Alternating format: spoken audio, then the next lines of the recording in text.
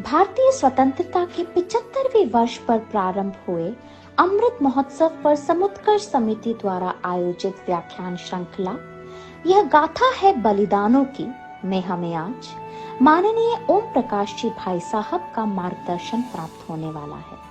आदरणीय ओम जी भाई साहब हम सभी के सुपरिचित हैं।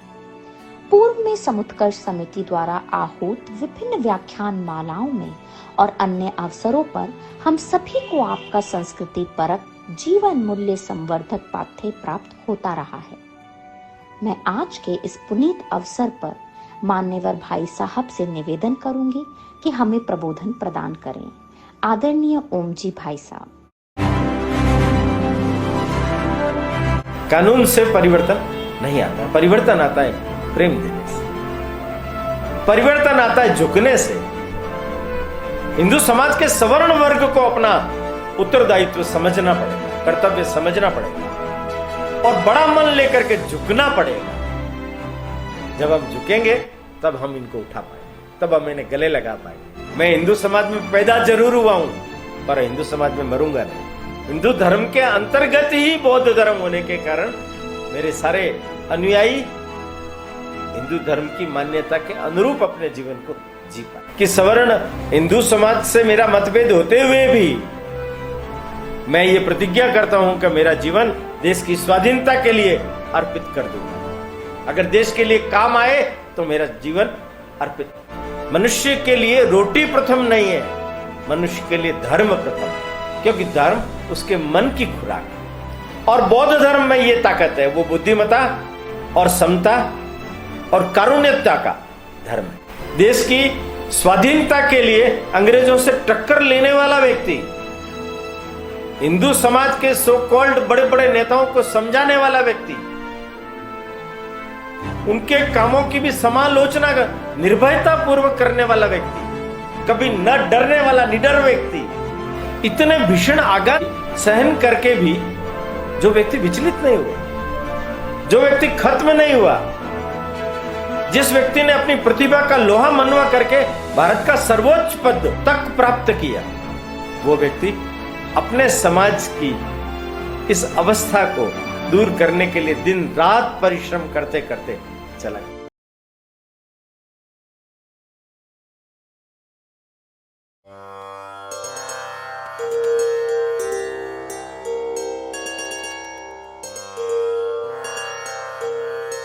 हिंदू भूमे सुरक्षार्थ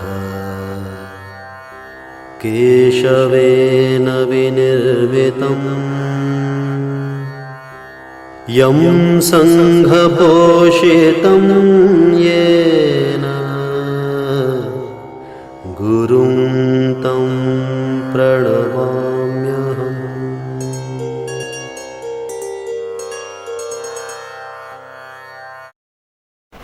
नमस्कार। समुत्कर्ष व्याख्यान श्रृंखला ये गाथा है बलिदानों की। मैं आप सब लोगों का हार्दिक स्वागत है। आज योगा योग से ज्येष्ठ शुक्ला त्रयोदशी है। ज्येष्ठ शुक्ल त्रयोदशी यानी छत्रपति शिवाजी महाराज उनका राज्यारोहण आज के दिन हुआ था। इस दिन को हिंदू साम्राज्य दिनोत्सव इस रूप में पूरे देश भर में मनाया जाता है। आप थोड़ा सा यहां एक बिंदु पर विचार कीजिए। समर्थ गुरु रामदास ने अपनी तपस्या पूर्ण करने के पश्चात पूरे भारतवर्ष का भ्रमण किया। उस समय कैसी स्थिति थी उस पर विचार कीजिए। वो कहते हैं कि 2 बाई 2 फीट का आसन बिछा करके मैं भगवान राम के नाम का स्मरण कर सकूं, ऐसी भी कहीं कोई जगह खाली नहीं बची। मैंने पराकाष्ठा तक जाकर के उस समय के हमारे हिंदू समाज के ऊपर मुगलों का अन्याय अत्याचार था। उस पूरी परिस्थिति में जहां निजाम शाही, आदिल शाही, बीजा शाही, मुगल शाही, इतना व्यापक घनघोर हिंदू धर्म के प्रति विरोध का वातावरण था। औरंगजेब ने तो हिंदू अगर तुम रहना चाहते हो तो तुम्हें टैक्स देना पड़ेगा, जजिया कर भी लगाया। मैं यहां जिस बिंदु पर फोकस करना चाहता हूं वो ये है, ऐसी विच्छिन्न अवस्था हिंदू समाज की थी, कहीं कोई आशा की किरण नाम की चीज नहीं थी। उस समय में ये एकदम सामान्य राजाओं के यहां नौकरी करने वाले व्यक्तियों के परिवार में जो बालक पैदा हुआ और जो इतिहास में छत्रपति शिवाजी महाराज के नाम से विख्यात हुआ, इस व्यक्ति ने अपने पुरुषार्थ के द्वारा उस समय एक नए हिंदू साम्राज्य का निर्माण किया। एक नितांत असंभव, कठिन से कठिनतम परिस्थितियों का सामना करके, और उस व्यक्ति ने जो नई चीज, नया इतिहास और हिंदुओं के अंदर एक प्रबल आत्मविश्वास पैदा कर दिया कि हिंदू समाज कभी भी पतित नहीं हो सकता, न हिंदू पतितो भवेत्, कभी भी नहीं हो सकता। मुगलों का कालखंड सिकंदर के कालखंड के बाद का है। यह भारतवर्ष के ऊपर इतने व्यापक भीषण आक्रमण हुए, ऐसे झंझावात आए, ऐसे तूफान आए कि हिंदू समाज पूरी तरह से ध्वस्त हो गया। सारी व्यवस्थाएं छिन्न विछिन्न हो गई। समाज को प्रशिक्षित करने वाली संन्यास व्यवस्था छिन्न विछिन्न हो गई। मंदिर, स्कूल, विद्यालय, गुरुकुल, घर परिवार, कोई वातावरण नाम की चीज ही नहीं थी। तब समाज में कुरीतियां घुस गई, रूढ़ियां घुस गई, कुछ लोग धर्म के ठेकेदार बन गए। देखिए, ये जो हिंदू धर्म है और ये जो हिंदू समाज है, ये दो अलग अलग अवधारणाएं हैं। और ये जो हिंदू राष्ट्र है, ये हिंदू संस्कृति के साथ में जुड़ी हुई चीज है।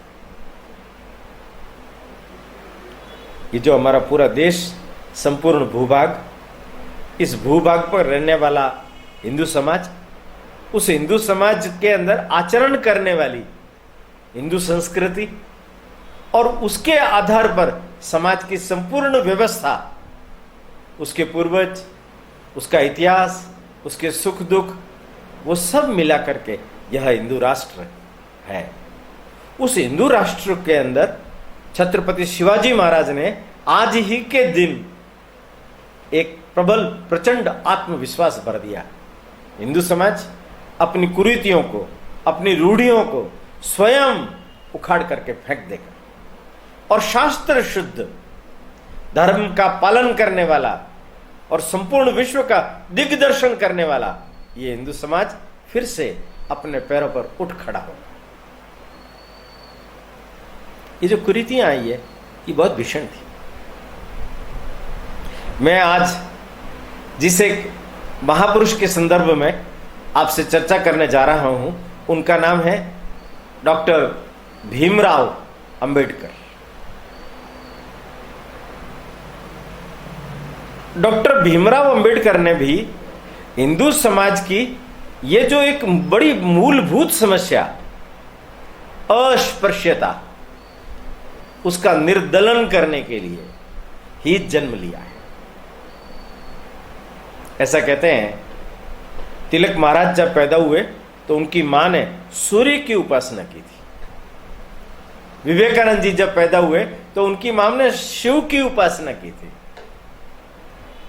पर राम जी सकपाल और भीमाबाई, ये भीमाबाई की 14वीं संतान है, जो भगवान ने शायद हिंदू समाज की इस घोरतम कुरीनीति को उखाड़ करके फेंकने के लिए उनका जन्म दिया। कैसी भीषण परिस्थितियां थी, आपको मैं शुरुआत के दिनों में लेकर के चलता हूं। 14 अप्रैल 1891 मध्य प्रदेश का महू इलाका, गांव, क्षेत्र, उसमें इनका जन्म हुआ। भीमराव नाम इनका रखा गया। भीमा बचपन में कहते थे। इनके पिताजी रामजी सकपाल मालोजी की संतान थी। ये लोग सेना में सूबेदार तक अच्छे कामों में रहे हैं, पर इनकी जाति क्या थी? महाराष्ट्र में सबसे शूद्र माने जाने वाली महार जाति। आज पूरे भारतवर्ष के अंदर ये जितनी भी शूद्र जातियां कहलाई गई, उन सब के ऊपर हिंदू समाज ने भीषण अत्याचार किया। जानवरों से भी बदतर व्यवहार किया। ब्राह्मण, ब्राह्मणेतर, स्वर्ण, शिक्षित, अशिक्षित, अमीर, गरीब, न मालूम कितने प्रकार के नानाविध भेद पैदा करके और इस समाज को कृशकाय कर दिया। इस समाज के मन में हिंदू समाज के प्रति कितनी अनन्यतम श्रद्धा होगी। रामजी सकपाल बहुत अच्छे भजन गायक थे। कबीरदास जी के बड़े अच्छे भजन वो गाते थे। हिंदू धर्म के पंढरपुर के श्री विठल, उनको वो मानते थे। हिंदू समाज के गणेशोत्सव, अन्य किसी भी प्रकार के कार्यक्रमों में ये महार जाति के लोग बढ़ चढ़ करके हिस्सा लेते थे। अपनी अलग से स्वतंत्र पालकियां निकालते थे। माने इनकी रग रग के अंदर कूट कूट करके हिंदू धर्म के संस्कार भरे हुए थे।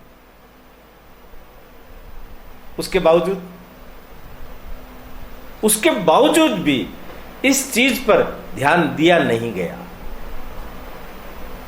मुसलमानों के समय मुसलमानों ने और अंग्रेजों के समय अंग्रेजों ने इसमें विष घोल घोल के पिलाया। दूरियां अधिक पैदा की गई। और कितना बड़ा हमारा यह सशक्त समाज आज भी अगर देखेंगे तो भारतवर्ष के अंदर उसकी जनसंख्या बहुत बड़ी जनसंख्या है। ये वो लोग हैं जिन्होंने मुगलों और अंग्रेजों से, ईसाइयों से प्रतिकार करके हिंदू धर्म में अपनी आस्था बनाए रखी। जो बना नहीं सके उस कालखंड में डर गए, मर गए, अथवा मुसलमान और ईसाई बन गए। बहुत पीड़ित हुए, प्रलोभित हुए। डर के मारे, प्रलोभन के कारण इनकी 6ठी, 7वीं, 8वीं पीढ़ी अगर देखी जाएगी तो बहुत बड़ी संख्या में इस्लाम में दीक्षित हुए, बहुत बड़ी संख्या में ईसाई धर्म में दीक्षित हुए। इतना होने के बाद में भी जिन लोगों ने अपनी अस्मिता का रक्षण किया, मर जाएंगे, झुकेंगे नहीं, बदलेंगे नहीं, वो समाज है। हमारे देश का सैनिक समाज है, ये पुरुषार्थी समाज है।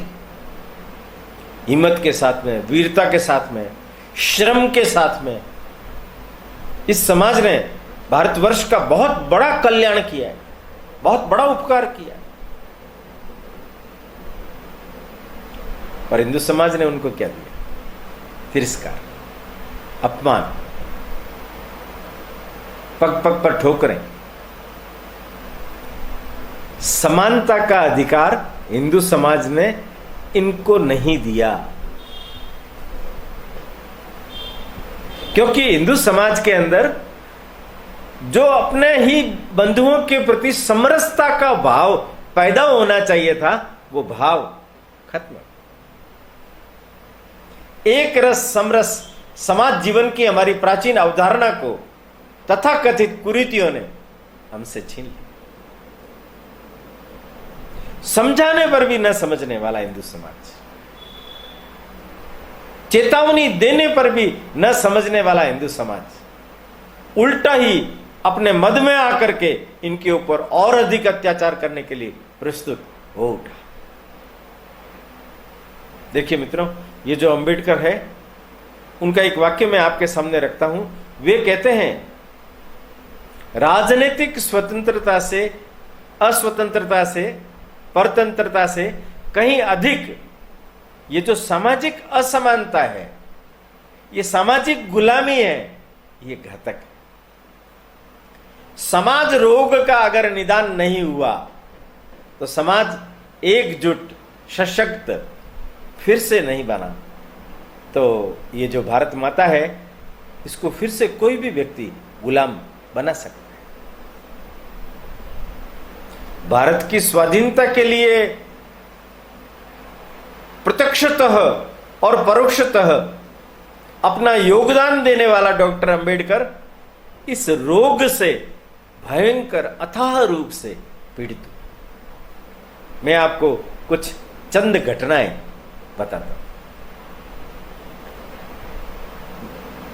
रामजी सकपाल जब सेना से सेवानिवृत्त हो गए तो बच्चों को पढ़ाने के लिए मुंबई जब आए, सतारा में प्राथमिक शिक्षा की पढ़ाई पूरी हुई, गोरेगांव आए और फिर वहां रह करके उन्होंने बच्चों को परल में एक अलग से छोटा सा एक कमरा, उसमें बकरियां भी है, खाना बनाना, सामान सब कुछ वही है, एक ही बिस्तर। आधे समय पिता जगते, आधे समय पुत्र जगता। उस पुत्र को शिक्षित करने का संकल्प लेकर के राम जी ने इधर उधर से कर्जा लेकर के काम चालू किया। 6 वर्ष की अवस्था में मां चल दी, भीमाबाई, केवल पिता के सहारे, केवल पिता के सहारे ये चलते। स्कूल जा रहे, रास्ते में बारिश हो गई। बारिश से अपने सिर को बचाने के लिए किसी के घर के अहाते में खड़े हो गए। बकरियां बंधी हुई थी और बारिश रुकने का इंतजार कर रहे थे। इतने में गृहस्थ स्वामिनी आई और बोली, कौन हो तुम, क्या जाति है तुम्हारी? बुरा मत मानना, बुरा मत मानना। आज भी हमारे देश में ये जो जाति प्रथा है ना, ये हर आदमी के सिर में विकृति पैदा कर। कौन सी जाति के हो तुम? पहला सवाल ही यही है। अरे काय की जाति, किसकी जाति? अरे हिंदू जाति में पैदा हुए हैं हम, हिंदू हैं हम। इस एक रूप भाव का जब तक स्मरण हिंदू समाज नहीं करेगा, तब तक समरसता और समता हिंदू समाज में नहीं आ सकती। और ये करना पड़ेगा। अगर छोड़ना पड़ा जाति प्रथा को, उसके भेदों को, उसके तथाकथित नियमों को, अंतर जातीयता को बढ़ावा दे करके अगर समाज आगे बढ़ सकता है तो उसको बढ़ाना पड़ेगा। राष्ट्रीय परतंत्रता से भी अधिक घातक यह सामाजिक परतंत्रता है। उस बालक को पूछा, क्या जाति है रे तुम्हारी? वो कहता महार। महार भाग्य से मेरी बकरियों को भ्रष्ट कर दिया। सोचिए, अब बकरियां तक, जानवर तक, कुत्ते पाल रहे हैं, बिल्ली पाल रहे हैं, और आपके समान राम और कृष्ण को मानने वाले, ये जो आपके ही समाज में आपसे ज्यादा श्रद्धा भक्ति जिनके अंदर कूट कूट के भरी हुई है, उन लोगों को अस्पृश्य मान करके भगा दी। विवेकानंद जी वर्णन करते थे उस समय में, केरल के अंदर पैरों में घुंघरू बांध करके दूर हट जाओ ऐसे कह के आना पड़ता था। अछूतों की छाया भी किसी के ऊपर पड़ गई तो वो भ्रष्ट हो गया। अपने देश में एक और व्यक्ति हुए ओशो, उन्होंने एक बड़ी मजेदार बात कही। उन्होंने कहा कि ये जो मंदिर है हमारे, उसके अंदर कोई अस्पृश्य व्यक्ति घुस गया, अछूत घुस गया तो मंदिर अपवित्र हो जाता है। इसका मतलब अस्पृश्य कितना ताकतवर है, मंदिर को भी अस्पृश्य कर सकता है। अरे होना तो ये चाहिए, अस्पृश्य व्यक्ति, अछूत व्यक्ति मंदिर में प्रवेश करने से मात्र से पवित्र हो जाता है, शुद्ध हो जाता है। गंगा नदी में स्नान करने मात्र से शुद्ध हो जाता है। कश्मीर पंडितों की क्या समस्या है? यही है। उस समय के ब्राह्मणों ने वहां विरोध किया, जो चले गए थे, मुसलमान बन गए थे, वो फिर से वापस आने के लिए तैयार थे, पर हम लाए नहीं।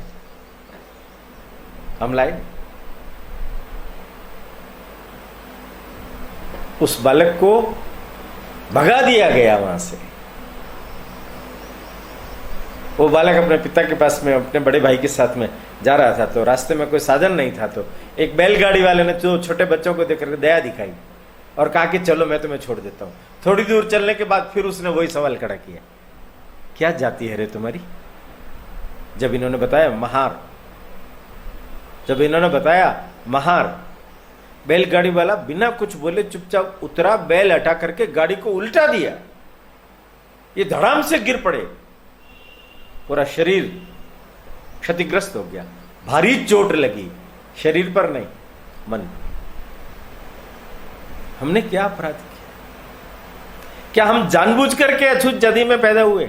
जरा आप सोचिए, आप ब्राह्मण के घर पैदा हुए, आप राजपूत के घर पैदा हुए, आप किसी और के घर पैदा हुए होंगे, आपको किसने पैदा किया? क्या आप अपनी मर्जी से हुए? अरे ईश्वर की मर्जी से जो हुआ, ईश्वर की मर्जी से चलने वाला जो धर्म है, फिर विरोध क्यों? फिर अहंकार किस बात का? फिर किस मद में हो तुम?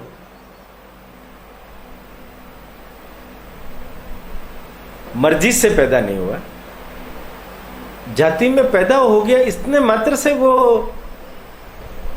अछूत, अपवित्र, अस्पृश्य हो जाता है। कूट कूट के भर दिया लोगों ने। स्कूल के अंदर टीचर ने श्यामपट्ट पर एक सवाल रखा, कौन हल कर सकता है? इसने, भीम ने हाथ खड़ा किया। सब बच्चे खड़े हो गए, नहीं ये श्यामपट्ट पर नहीं जाएगा। टीचर ने कहा नहीं जाएगा, तो तुरंत बच्चे उठे और उसके पास में उनके टिफिन बॉक्स रखे हुए थे, वो हटा लिए। श्यामपट्ट पर चाक से ये लिखेगा, उससे उनके टिफिन अपवित्र हो जाएंगे। सोचिए आप, कितना धक्का लगा होगा। संस्कृत पढ़ने की बड़ी प्रबलतम इच्छा, शूद्र होने के नाते इन्हें यह अधिकार नहीं है संस्कृत पढ़े, फारसी पढ़ो, फारसी।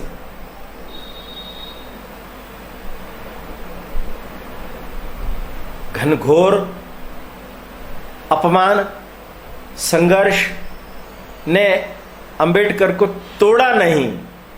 उस समय ये अंबेडकर नाम जो है, मूल इनका गांव था अंबावड़े, तो अंबावड़ेकर रत्नागिरी जिले में, वहां इस नाम से इनको जानते थे। पर अंबेडकर ये ब्राह्मण सरनेम है। एक टीचर था, उन्होंने इनके प्रति ममत्व दिखाया, भोजन कराते थे, उनका ध्यान रखते थे, उनके संस्कृत पढ़ने की व्यवस्था उन्होंने अलग से की। उन्होंने बड़प्पन दिखा करके मेरे नाम सरनेम अंबेडकर ये मैं तुम्हें देता हूं। उन्होंने स्कूल के दस्तावेजों में नाम चेंज करा, अंबावड़ेकर से अंबेडकर हो गया। और अंबेडकर भी देखो, उस ब्राह्मण ने जो उनके ऊपर इतनी बड़ी कृपा की, उस प्रेम को जीवन भर बनाए रखा, उनके मन में उनके प्रति अतीव आदर का भाव बना रहा। ये अंबेडकर एल्फिल्टन स्कूल और कॉलेज में बीए की डिग्री पूरी करने के बाद आगे की शिक्षा के लिए, पिताजी का स्वर्गवास हो गया, आगे की शिक्षा के लिए जाना चाहते हैं, पैसा ही नहीं है। 17 वर्ष की उम्र में 1908 में रमाबाई के साथ में इनका विवाह हो गया, संतानें हुई, बच्चा और एक बच्ची चले गए।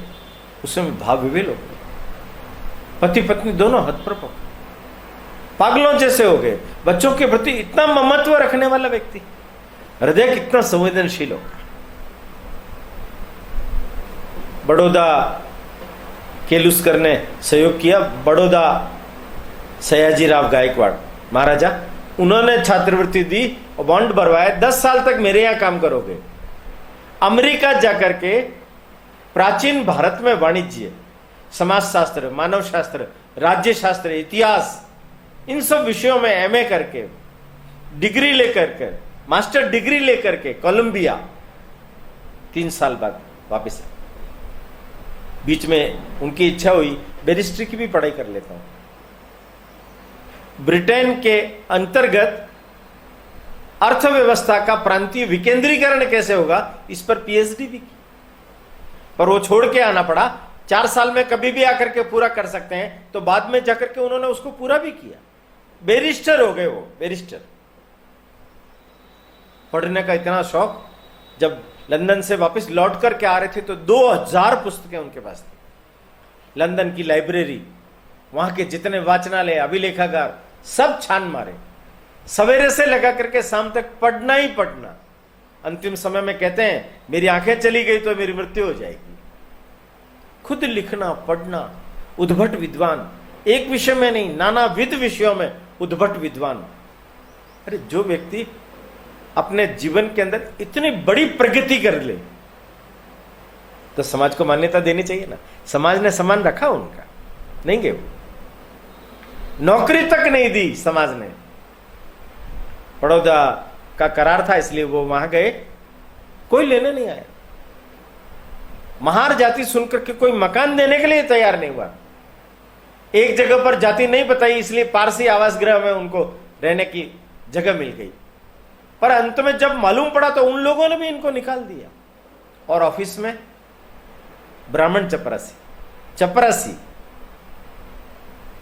फाइलें फेंक रहा है, पानी अपना खुद का भर के लाओ। वो उसके जाने के बाद में अलग से दरी पट्टी बिछा करके उस पर वो चलना। अंबेडकर जी खुद कहते हैं कि मैं एक पेड़ के नीचे जाकर के फूट फूट करके रोया हूं। इतना मैं विद्वान हो गया, इतना मैं जानकार हो गया, इतनी अधिक मैंने शिक्षा प्राप्त कर ली। अरे शिक्षित हो जाने के बाद में भी हिंदू समाज मुझे अपना नहीं रहा है, अभी तक भी मेरे ऊपर अन्याय अत्याचार कर रहा, पीड़ित कर रहा है मुझे। सोचिए, इसमें से उपजा विद्रोह, इसमें से उपजा संघर्ष,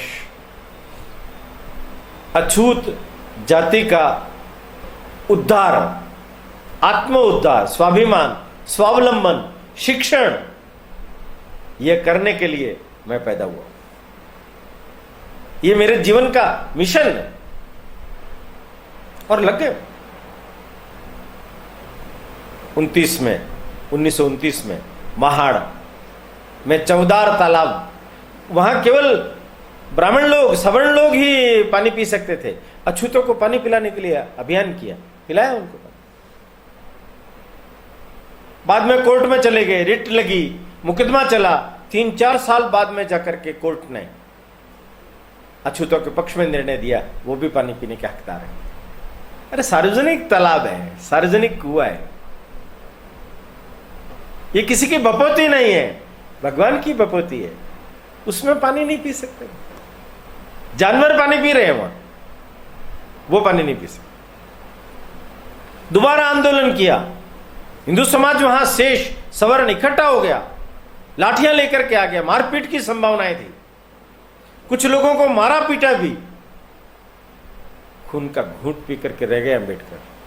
अपना समाज है, अपना समाज है, हम सत्याग्रह करें, विरोध नहीं करें। लोग थे उनके पास, दमदार लोग थे, लाठीदार लोग थे, उन्होंने संघर्ष खड़ा नहीं किया। 30 में नासिक में मंदिर में प्रवेश का आंदोलन चलाया, मंदिर में ताला लगा दिया। उनके जीवन की ये जो बड़ी प्रबलतम आकांक्षाएं थी, वो उन्होंने जब हिंदू कोड बिल बनाया और वो संविधान के अंतर्गत सरकार ने उसको मान्यता दे दी, तब जाकर के अछूत के प्रति अछूत का व्यवहार करना ये अपराध की श्रेणी में डाल दिया गया।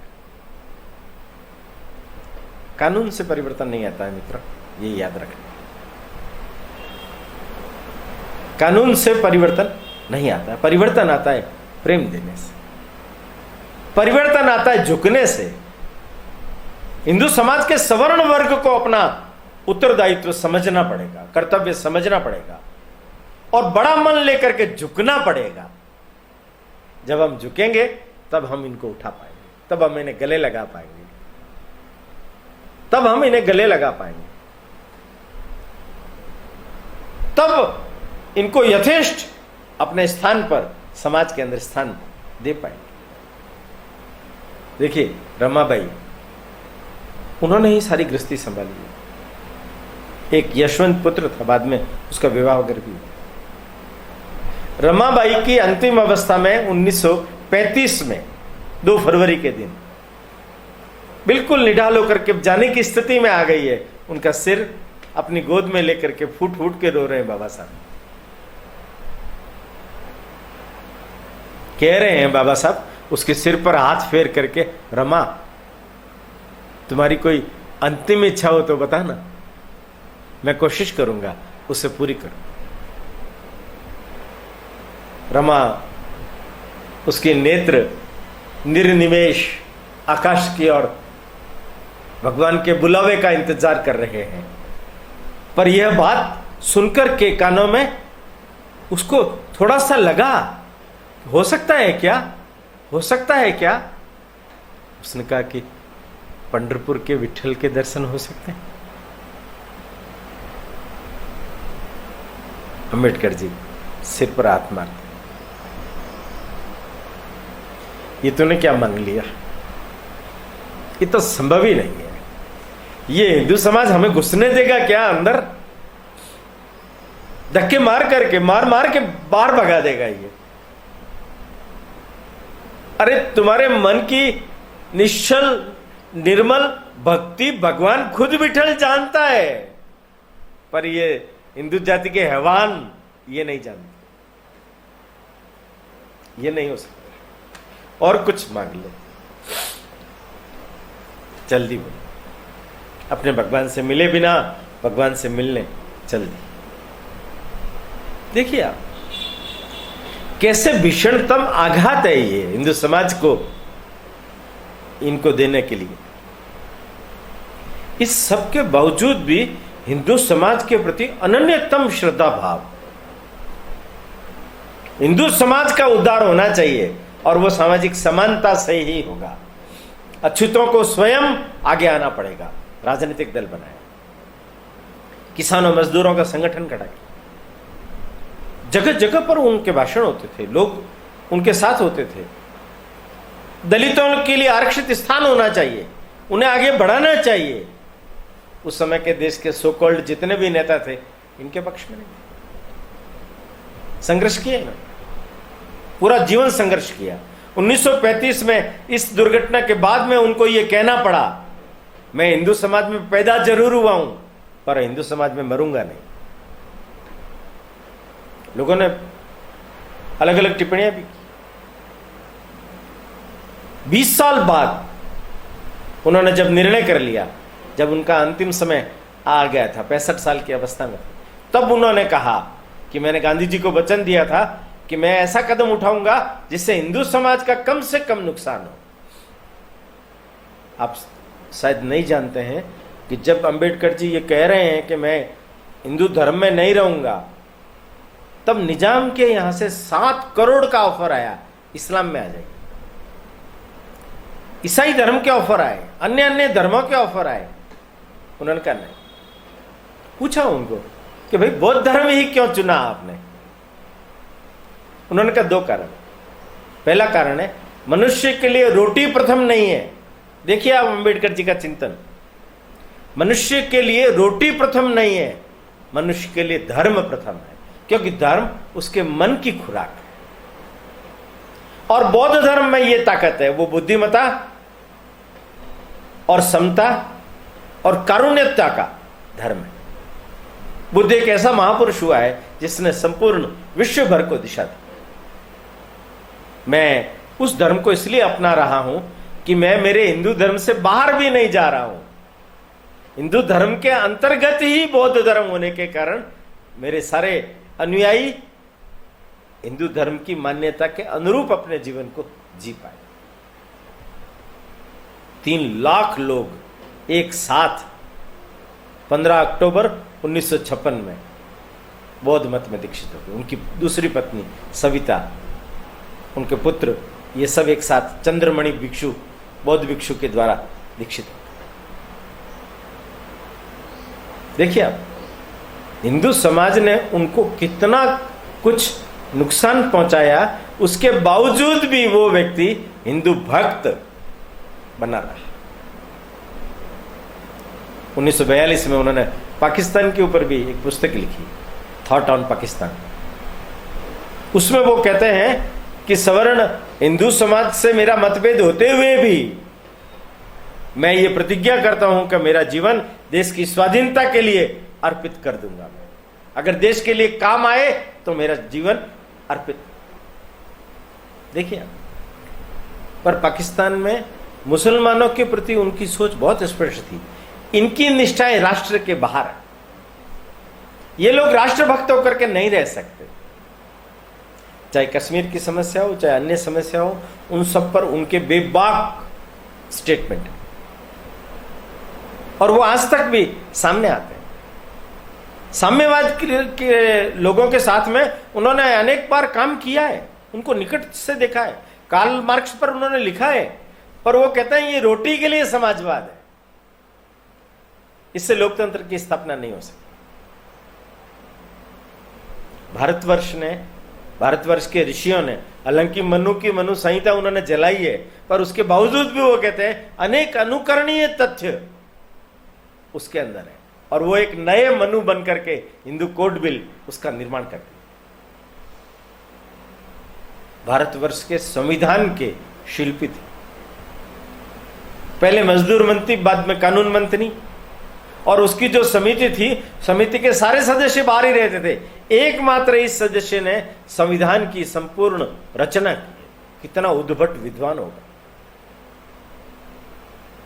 उनके एक एक अनुच्छेद के ऊपर दिए गए वक्तव्य अगर आप पढ़ेंगे तो आपको मालूम पड़ेगा उनकी तर्क शक्ति, उनकी तथ्य शक्ति, उनकी जानकारी, उनकी स्मरण शक्ति कितनी अद्भुत थी,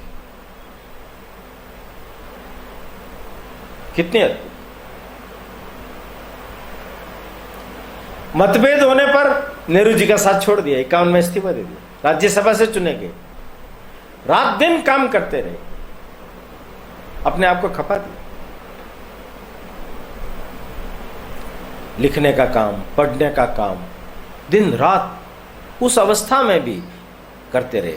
अंतिम ये जो बौद्ध धर्म में जब दीक्षित हुए तो उन्हें लगा मेरे जीवन का मिशन पूरा हो गया, हिंदू कोड बिल आ गया, मैंने बौद्ध धर्म स्वीकार कर लिया, मैंने मेरे समाज के लोगों को जगा दिया, शिक्षित किया है, उन्हें अपदीपो भव, अपने पैरों पर अपने आत्मोद्धार के लिए खड़ा किया है।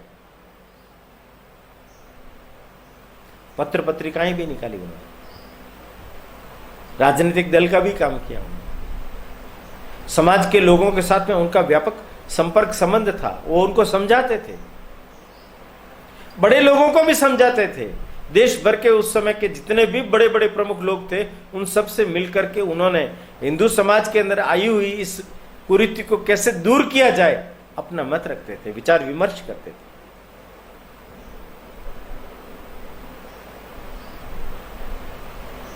अंतिम समय में दिल्ली में, उस समय में भी लिखने पढ़ने का ही काम चल रहा था।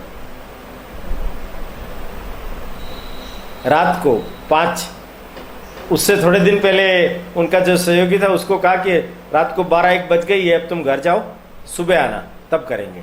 सुबह वो जब वापस आया नहा धोकर तैयार होकर के, तब भी बाबा साहब लिख ही रहे थे। उसको देख करके बोला, अरे तू गया नहीं घर?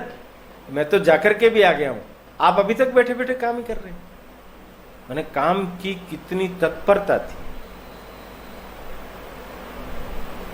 और 5 दिसंबर की रात में काम करते करते सुबह जब उनकी पत्नी सविता शारदा कबीर देखने के लिए गई तो देखा तो उनके पति तो सो ही रहे अभी। बहुत आराम से सोते सोते प्राण निकल गए। नेहरू जी श्रद्धांजलि देने के लिए आए थे, अन्य राजनेता श्रद्धांजलि देने के लिए आए। हवाई जहाज से उनका शव मुंबई लेके जाया गया। 7 दिसंबर को शव यात्रा निकली। 5 लाख लोग रो रहे हैं, अनाथ हो गए जैसे। पर डॉक्टर बाबा साहब अंबेडकर के जीवन को पढ़ने का अर्थ केवल मात्र यही है कि समाज में आई हुई अनेक रूढ़ियां कुरीतियां, इनको निकालने के लिए कितना सहन करना पड़ता है। इतने भीषण आघात सहन करके भी जो व्यक्ति विचलित नहीं हुआ, जो व्यक्ति खत्म नहीं हुआ, जिस व्यक्ति ने अपनी प्रतिभा का लोहा मनवा करके भारत का सर्वोच्च पद तक प्राप्त किया, वो व्यक्ति अपने समाज की इस अवस्था को दूर करने के लिए दिन रात परिश्रम करते करते चला गया। और हमारे लिए अनेक संदेश छोड़। अंतिम समय में कार्यकर्ताओं का सम्मेलन हुआ था, शेड्यूल कास्ट कार्यकर्ताओं का, उसमें उन्होंने कहा है ये जो सवर्ण जातियों के खिलाफ मैंने भी मेरी पूरी जिंदगी में जो आंदोलन चलाया था वो ठीक नहीं। सवर्ण और गरीब हम सब लोगों को मिलजुल करके ही काम करना पड़ेगा।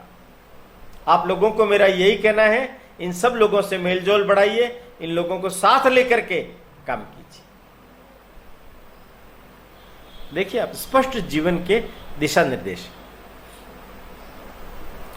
सार्वजनिक जीवन में आर्थिक शुचिता का कितना बड़ा महत्व है उसके बारे में वो कहते हैं कि अभी मेरे पास में जो फंड है वो 2,50,277 रुपए 2 आने हैं। कुछ 5,000 रुपए इधर उधर से आए हुए पड़े, उसका हिसाब अभी हुआ नहीं है, कारण रसीद पुस्तिकाएं आई नहीं। लोग रसीद पुस्तिकाएं लेकर के चले जाते हैं, लौटाते नहीं है, या तो उसका दुरुपयोग करते हैं। और आगे वो जो बहुत महत्वपूर्ण बात कह रहे हैं, हम सभी सार्वजनिक जीवन में काम करने वाले लोगों के लिए ये एक लैंडमार्क है।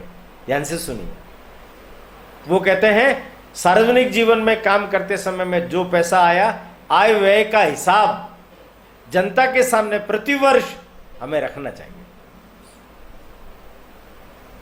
ये इसके समान और कोई पुनीत कार्य नहीं है। और दान में, दक्षिणा में, चंदे में आए हुए पैसे का किसी भी प्रकार का हिसाब किताब नहीं रख करके उसे खा जाना, इसके समान कोई नीच कार्य नहीं है। देखिए, सार्वजनिक जीवन जीते समय में किन चीजों का हमें ख्याल रखना चाहिए। ये वो व्यक्ति जो अति सामान्य से सामान्यतम घर में सामान्य अवस्था लेकर के पैदा हुआ है, उसने कितनी असामान्यता से अपने कृतित्व को समाज के समक्ष साबित कर। कैसा मन था उनके घर पर। रात को कोई गरीब महिला कुछ पैसा मांगने के लिए आई, दे दी। 2 लोग उनके वहां आए, हम रात को ठहरना चाहते हैं, ठहरा दिया। सुबह अपने हाथों से भोजन कराया। शाम को वो आए तो कहने लगे बहुत लेट हो गए, आपकी मैं प्रतीक्षा ही कर रहा था, आइए अपन मिलके भोजन करते हैं। सोचिए, नारियल में ऊपर कठोरता होती है, अंदर कितनी कोमलता होती। उनकी सहायता की। जब लौट करके वकालत कर रहे थे तो उनको बड़े लोग कोई वकील नहीं मानते थे, तो वो गरीबों के बैरिस्टर उन्हीं का ही काम करते करते अपना काम निकाल देते थे। अर्थोपार्जन की उनकी कोई चेष्टा नहीं थी। प्राध्यापक की नौकरी मिली उनको। उनके लेक्चर सुनने के लिए दूसरी कॉलेजों के लड़के भी आते थे, मंत्रमुग्ध होकर के सुनते थे। इतने उद्भट विद्वान व्यक्ति थे, अपने विषय के पारंगत जानकार, और विद्यार्थियों की सहायता करने वाले, उनकी फीस भरने वाले, उनके रहने के करने की व्यवस्थाएं करने वाले। वो बीमार पड़ जाए तो उनके चिकित्सा का संपूर्ण उत्तरदायित्व अपने ऊपर ओढ़ करके उनकी चिकित्सा करवाने वाले। देखिए आप, भीषणतम आघातों के बीच में ये एक देदीप्यमान देवदूत किस तरीके से आगे बढ़ते हैं, किस तरीके से आगे बढ़ते। देश की स्वाधीनता के लिए अंग्रेजों से टक्कर लेने वाला व्यक्ति, हिंदू समाज के सो कॉल्ड बड़े बड़े नेताओं को समझाने वाला व्यक्ति, उनके कामों की भी समालोचना निर्भयता पूर्वक करने वाला व्यक्ति, कभी न डरने वाला निडर व्यक्ति, हिम्मत और साहस के साथ अपने हिंदू समाज को एकजुट रखने के लिए किंतु दलित समस्या का निदान करते हुए आगे बढ़ने वाला वो व्यक्ति, वो तो चला गया, वो तो चला, छोड़ गया है वो कुछ लाइनें, कुछ अधूरे काम, कुछ बचे हुए काम। कानून से तो काम पूरा हो गया, पर समाज में वस्तुतः व्यवहारतः यह काम अभी पूरा हुआ नहीं। आज भी यह समस्या विकट रूप से हमारे सामने खड़ी है। अपने समाजजनों के प्रति अत्यंत आत्मीय प्रेम रखते हुए, ये मेरे अपने हैं, हम सब हिंदू समाज के लोग हैं, हम सब भारत माता के पुत्र हैं, आपस में भाई भाई हैं। इनके लिए हमें काम करना है, इनके साथ मिलकर के काम करना है। इस मनोभावना से जब तक हम समरसता से समाज का सिंचन नहीं करेंगे, तब तक हिंदू समाज समरस समाज के रूप में खड़ा नहीं होगा। एक कुआं, एक मंदिर, एक शमशान, माने सबके लिए खुला है, सबके लिए। कुरीतियों को दूर करना है, रूढ़िग्रस्त अवस्थाओं को दूर करना है। समाज सुधार का काम हमारे महापुरुषों ने जिस तरीके से किया है, उनके उन सब कामों को आज भी गति देने की आवश्यकता है। मैं समझता हूं ये हमारे देश का इतना बड़ा राष्ट्रीय महापुरुष हुआ है, इस बलिदानों की गाथा में ऐसे व्यक्ति का भी स्मरण किया जाना अत्यंत आवश्यक है। क्योंकि ये जिन लोगों ने अपने जीवन का बलिदान दे दिया इस भारत माता के लिए, इस राष्ट्र कार्य के लिए, उन लोगों का भी सपना तब पूरा होगा जब समाज सुधार हो करके एकजुट हो, नहीं तो नहीं। इसलिए बाबा साहब को सच्ची श्रद्धांजलि हम अगर देना चाहते हैं तो केवल और केवल अपने मन को विशाल कीजिए, अपने मन को बड़ा कीजिए और झुक जाइए। वर्षों की, सदियों की जो दुर्घटनाओं के शिकार हुए हैं, उन्हें उठा करके अपने गले लगा लीजिए। उनके साथ अपने भाई से भी बढ़ करके व्यवहार कीजिए। समाज में परिवर्तन निश्चित होगा, ऐसा मेरा विश्वास है। किंतु हम सब लोगों के प्रयत्न से, हम सब लोगों के पुरुषार्थ से समाज फिर से, हिंदू समाज फिर से हिंदू धर्म की मानना करते हुए विश्व में वसुधैव कुटुंबकम को प्रस्थापित कर सकेगा। आज बस इतना ही, शेष अगले। प्रणाम। समुत्कर्ष समिति से जुड़ी सभी जानकारियां प्राप्त करने के लिए हमारे YouTube चैनल समुत्कर्ष समिति को अवश्य सब्सक्राइब करें। आप सभी का समुत्कर्ष समिति के प्रति यही स्नेह और आत्मीय भाव बना रहे। धन्यवाद।